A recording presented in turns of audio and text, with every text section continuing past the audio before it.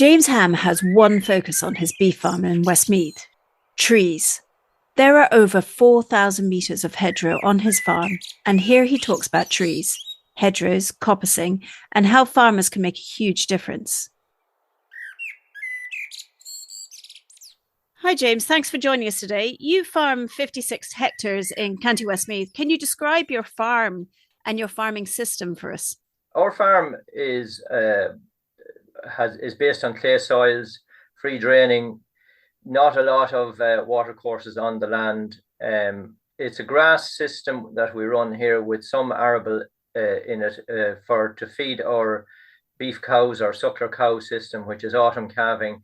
We calve the cows in the autumn time of the year, and we house the cattle over the winter on a combination of slatted accommodation and straw bedding. We're self-sufficient in feed from our own spring barley or oats crop, along with most of our own straw. We have to buy in very little. The fields are divided into reasonably good sizes, mostly 2, 3, and 4 hectare sizes, which is quite decent. And the divisions are by means of hedgerows, a hedge and bank system, which is clay banks which were dug up and planted with a variety of bushes, trees, and other things. The hedge system on the farm is probably in excess of up to 300 years of age, if not older. So there's quite old stuff there. Half of our farm is now under forestry, so we've converted about 26 hectares or 60 acres over to a forestry system, which is of mixed species, conifer and broadleaves, and we're managing that on continuous cover principles. How did you get into forestry and woodland? My father before me was keen on trees, so it's sort of traditional on the farm that we always looked after trees on the farm. We were interested, he was always interested in having trees, so there was no major removal of trees over the years. But to answer the question better, I think where I became more and more interested in trees as a farm, an element on the farm, was because of the hedgerow system on the farm, because hedgerows, essentially, because of their nature, because of all the species that are on them, are actually a linear woodland.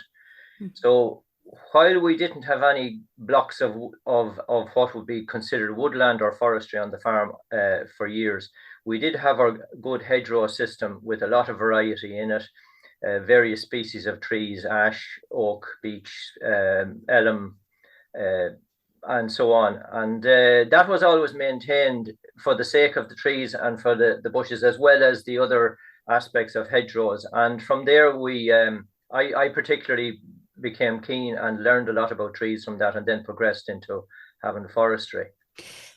So amongst all that, you have about 4,000 metres of hedgerows. So it's a bit of a speciality topic for you. But for the listener, you might just explain what a really good, healthy, thriving hedgerow looks like for you. Okay, that question gets detailed. So hedgerows, I suppose, if we go back to the actual start, hedgerows themselves were initially planted solely for the purpose of dividing one farm from another. So they were set up as a boundary system. So to divide my farm from my neighbours, there was a physical boundary put in place, which was constructed in such a way that you had some soil and stone and whatever was available was excavated and dug up and formed into a line of a bank in a linear system. And on that bank, all the different species, mostly thorn species like white thorn and black thorn, were planted in. And it was solely at that stage for the purposes of boundary. And then we also had the internal boundaries in the farm constructed in the same way. And the idea was that they provided boundaries between field systems, and it was a means of controlling livestock within that system. So initially, that was the only reason for the hedge, or it was the initial sole reason. But at the time they were constructed, people were aware of the need of producing other having another resource for producing items that they needed on the farm. So other plants were put in for useful purposes, and hence the elm and oak. All those things were planted for various timber uses within the farm or in the household. And then there was also fruit trees planted in the form of crab apples and damson and other things like that would have been used for to sustain people. So when we start out with that system of hedgerow with multiple species in it, and a lot of them of different uses, to talk about what is a healthy hedgerow system, in my mind, is to look at that hedge and say, are all those elements still present? What form is the hedge in as regards livestock control? Does it perform the function of livestock control? Does it perform the function of keeping me separate from my neighbour's livestock? And then are those other smaller numbers of species present, which were originally to give us a resource for food or useful materials for the house and the farm? Are they still there? And then as regards the health of the hedge itself, if you have all those elements in it, and we look at it and we see that the trees themselves are actually doing quite well, the thorn bushes are in good condition, they're healthy, there's not a lot of rot in them, but as well as that, not a lot of gaps, because obviously the gaps would lead to livestock straying from one side to the other. There's a combination of things which would lead you to having a healthy hedge. The health of the bushes themselves is paramount, but you also have the retention of all the elements of the hedge itself for the various uses. And hazel was another one that was used. Hazel was put into hedges where people had to needed things like scallops for thatching on the house and stuff like that. So there's a very historical importance to the different species, and they're all growing at different levels. But in this day and age, with kind of modern technology and stuff, they're still really important in terms of a healthy ecosystem around the field as well, aren't they? Absolutely. And this is something that I think we really, really need to keep in mind on a daily basis as farmers, from the point of view as we take it for granted. Those hedges were there. I grew up with them. Everyone that's on a farm, if they grew up on the farm, the hedge was there in one shape or another. So we tend to take them for granted. But if we stand back and reimagine what the hedge was for and how it can be useful for us now, we can see that it's still very relevant. I mean, the livestock boundary, the livestock control part of it is relevant. But we've also, I think, turned a corner here in modern times where we see that there's a need for more natural resources to be produced for our daily needs. So if we could replace some bought-in materials with items that can be produced on the farm, whether it be planked timber or whether it be simple things like pea sticks from the hazel in the wood to support your vegetables in your garden and things like that. But I think one thing that we have lost, and there's a huge depth of knowledge lost here, is the fact that when the hedges were initially constructed 200, 300, 400, maybe even longer ago, the original biodiversity which was on the land and maybe associated with the remains of forest woodland systems that were there at the time, that woodland biodiversity has now found refuge within the hedge systems on a lot of farms. And there's a lot of plants there that you don't normally see nowadays, but they're actually surviving and being retained within the hedge system, as well as insects that live on them, and as well as all the wildlife that depend on that type of a semi-woodland system. But as regards the plants, the loss of the medicinal uses of all those plants, I think, has been a terrible shame, because we have they're surviving within the hedgerow system, and if we could relearn what people knew years and years ago about how to use various plants. I think it could be important going into the future. So, James, we're here today to talk about managing a hedge. Why should I think about hedge laying? Tell me about hedge laying. Okay, well, managing a hedge should be seen as a means of keeping the hedge healthy, as we discussed. So if the hedge is healthy, it will obviously survive with all the properties there. Now, hedge laying and coppice are two of the traditional methods that would have been used down the years, and they are means and elements of managing the hedge to keep it healthy. So if we think of the hedge as the linear woodland that we spoke about, that linear woodland, and in our case up to 4,000 or in excess of 4,000 meters on the farm, that linear woodland is essentially a line of trees. The white thorn, as we think of it, and the black thorn, and that we call them bushes, we call them shrubs, but they're really striving to become trees. What they want to do is to grow tall and achieve their potential at their own height. And we have some of them left here at full height that were never treated. But what happens if you allow them to do that and become maybe overgrown in that, eventually they will succumb to old age and die. So the great thing about hedge laying or coppice is that it uses the natural ability of a lot of those tree species to regrow from being cut. So when we cut them, as in a coppice woodland system, and they regrow from the stump where they were cut, it is actually making it young again. It produces new growth. It continues the lifespan of the wood, the tree, the plant within the hedge. And it's one of those few things that we can happily say we can prolong the life of something indefinitely by treating it in such a way.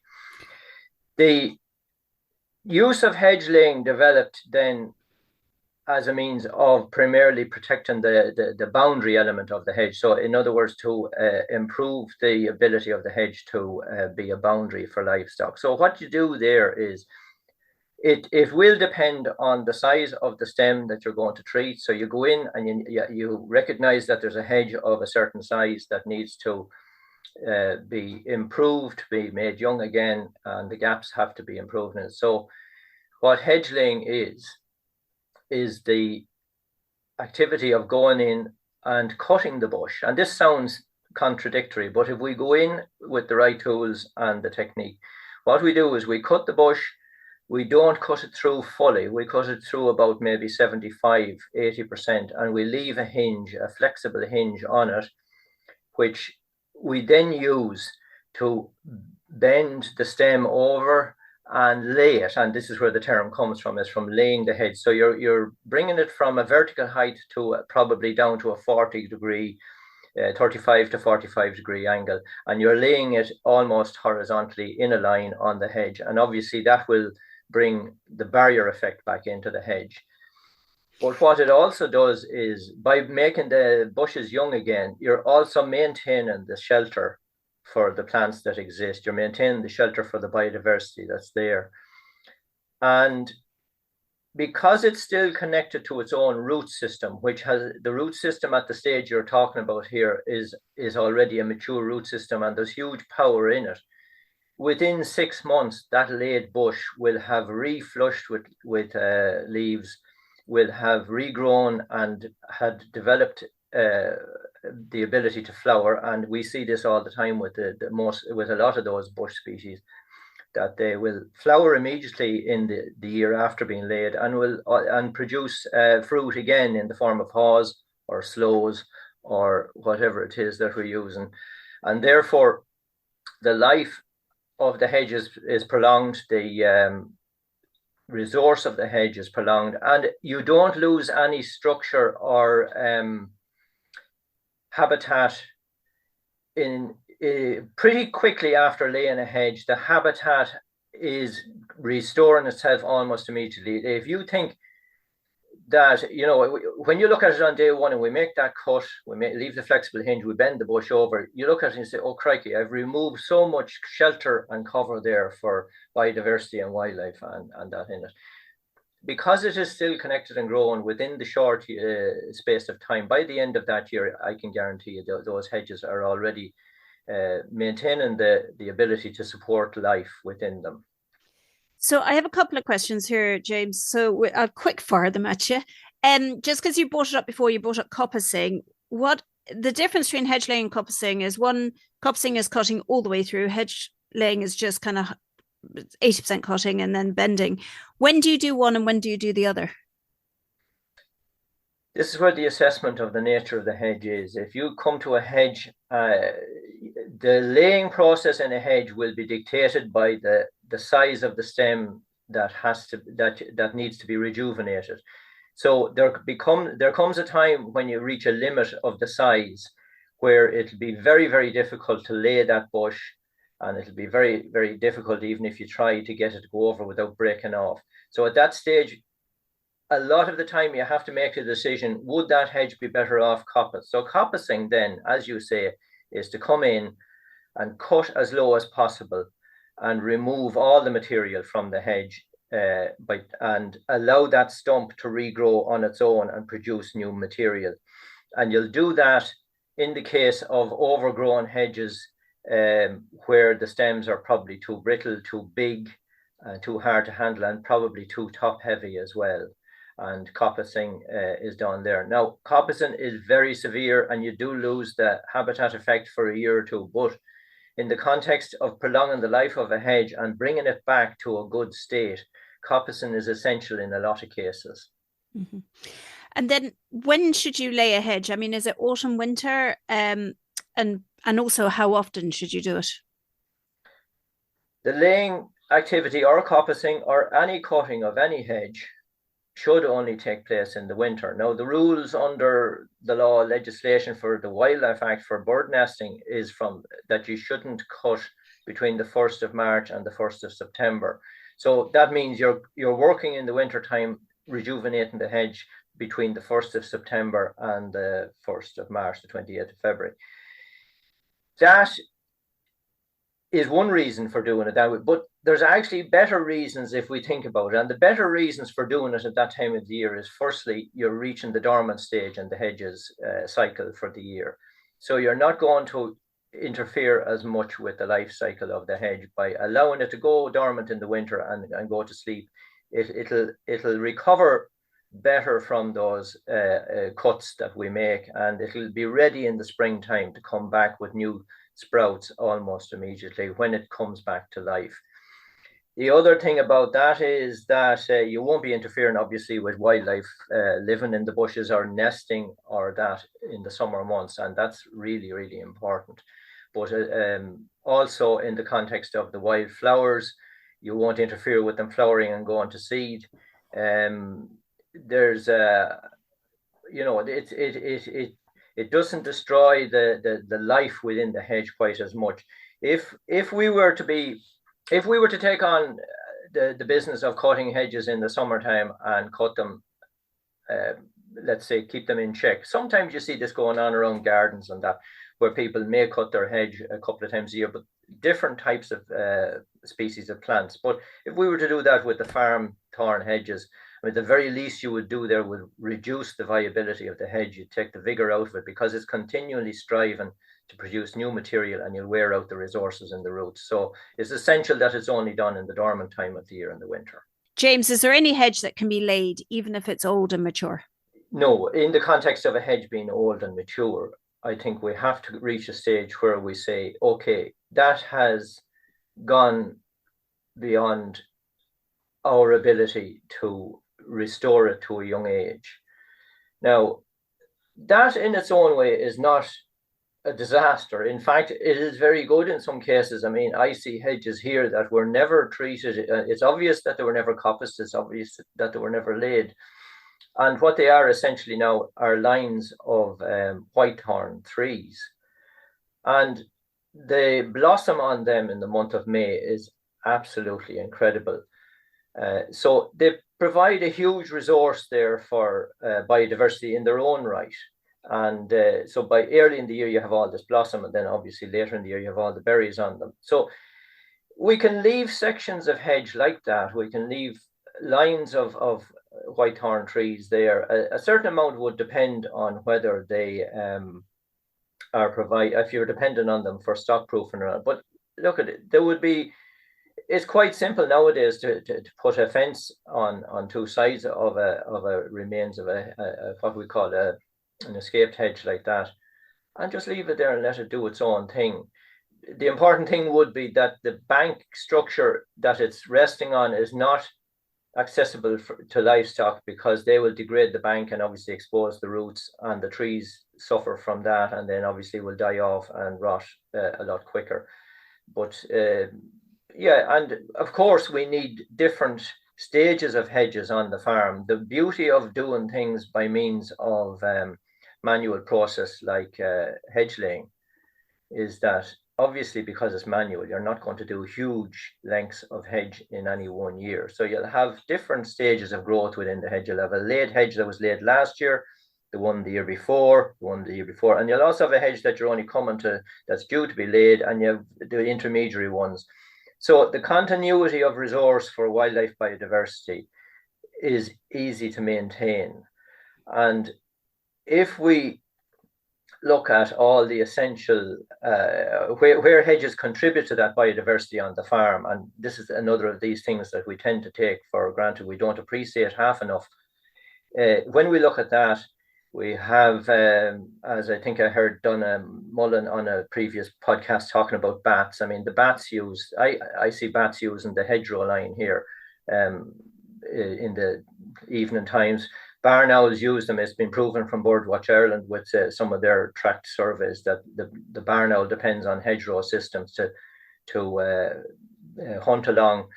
I see the kestrel using the hedge, either side of the hedge. The buzzard sits on top of the high trees in the hedge and observes its prey around the place. Even down to dragonflies. It's amazing. We've 2 or 3 very big dragonflies. I'm not good on the species. I think one of them is the what do they call it? Anyway, the hawker. There's a 3-spotted hawker or some of those. And you see those even hunting up and down the hedge system, looking for insects of their own.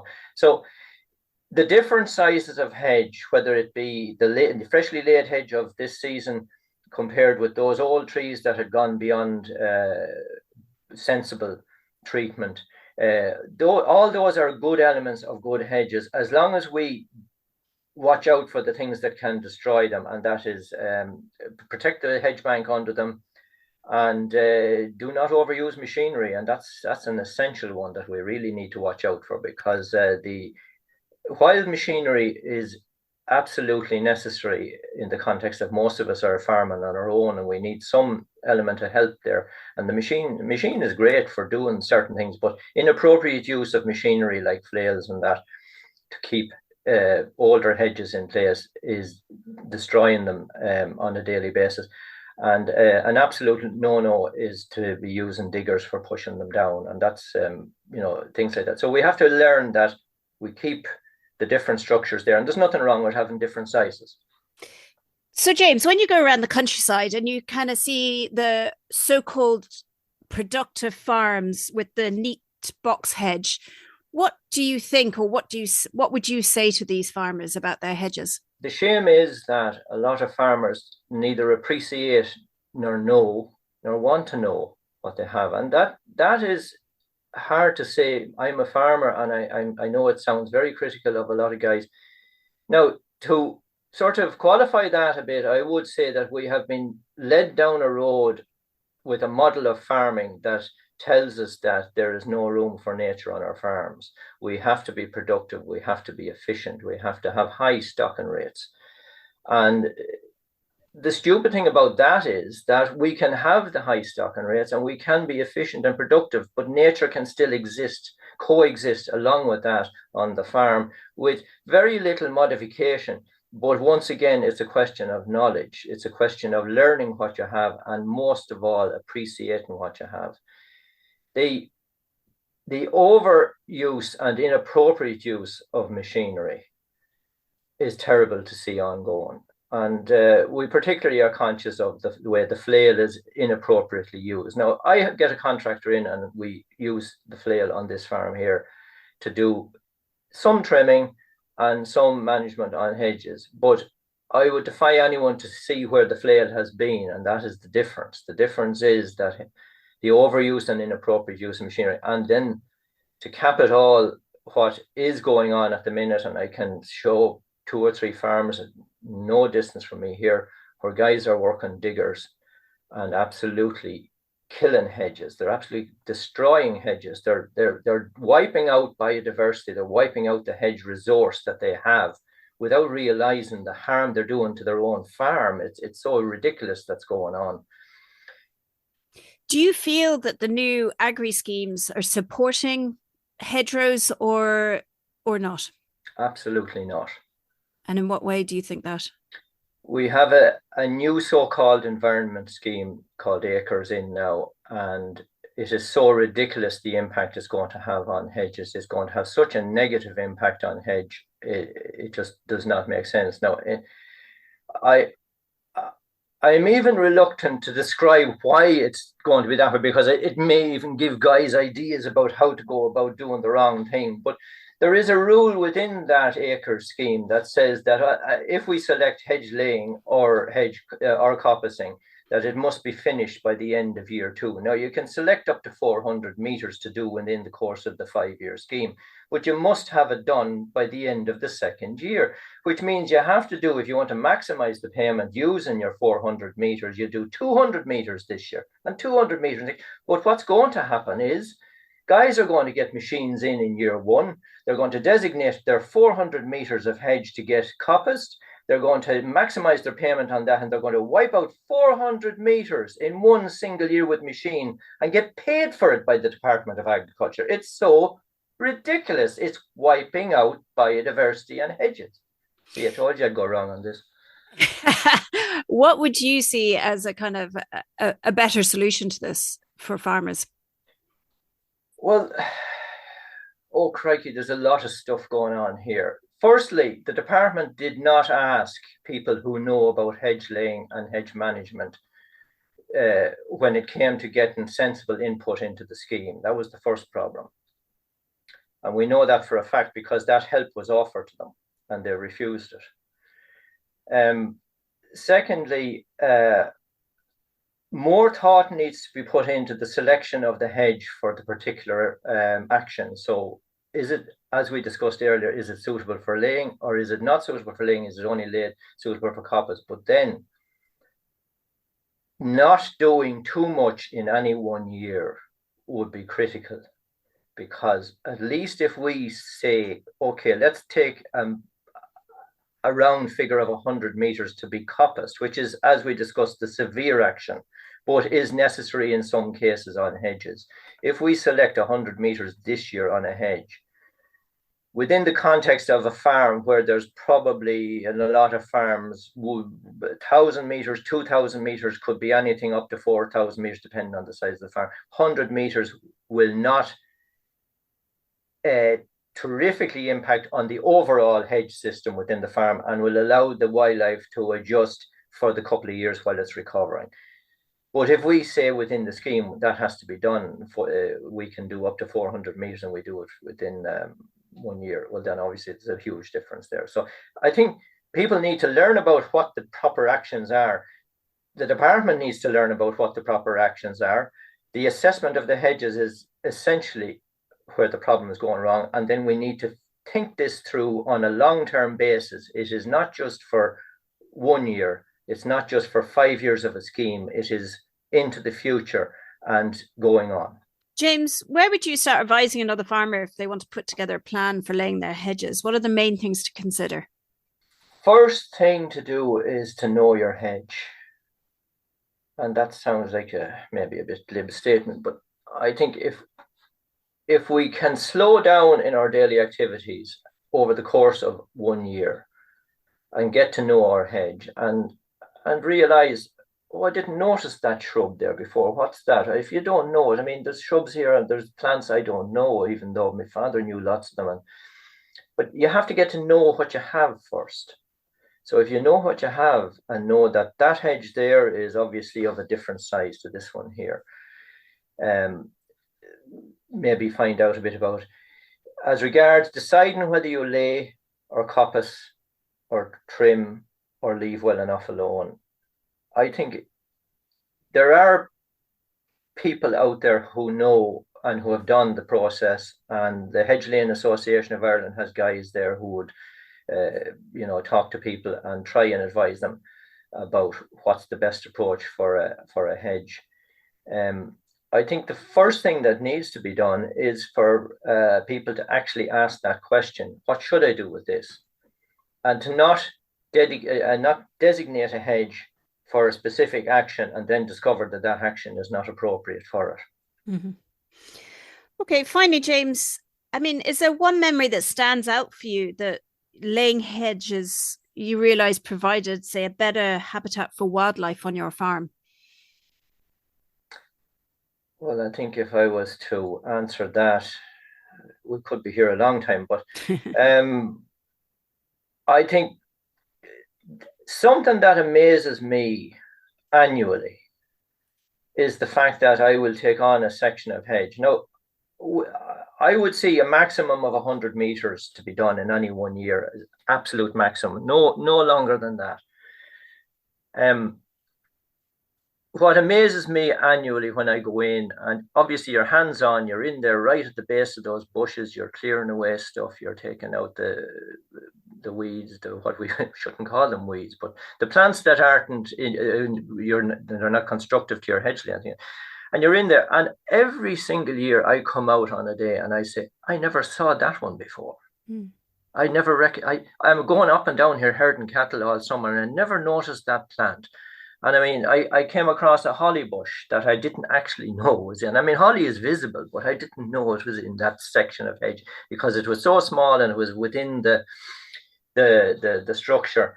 Things like plants such as tutsan and various other ones that aren't quite so common. Discovered them all the time in hedges where I didn't see the way. You walk along a hedge in the course of your daily activities and you say, well, there's a lot of whitethorn in that, not much else in it. And then suddenly you go in hedge lane in the winter and you just go, oh, crikey, 5 or 6 other things. And that is every year. Every year, I know from talking to other guys who are doing this that it's a common feature that if it adds to the knowledge we have of our land. It also contributes to that reassurance that those hedges are providing a huge resource, and it'll encourage us to do that bit more to maintain that resource, to maintain it into the future. And if we allow that to be there, especially now what I've seen now in the context of the hedgerow system, when we put in our new afforestation or new forestry on half the farm, the hedgerows that are there, which we are continuing to maintain within the forestry, allowing them enough space and that, they have a biodiversity at the base, which is essentially a woodland biodiversity, and it's going to be there to colonize out into the new woodland, out into the new forestry, if we just treat it right.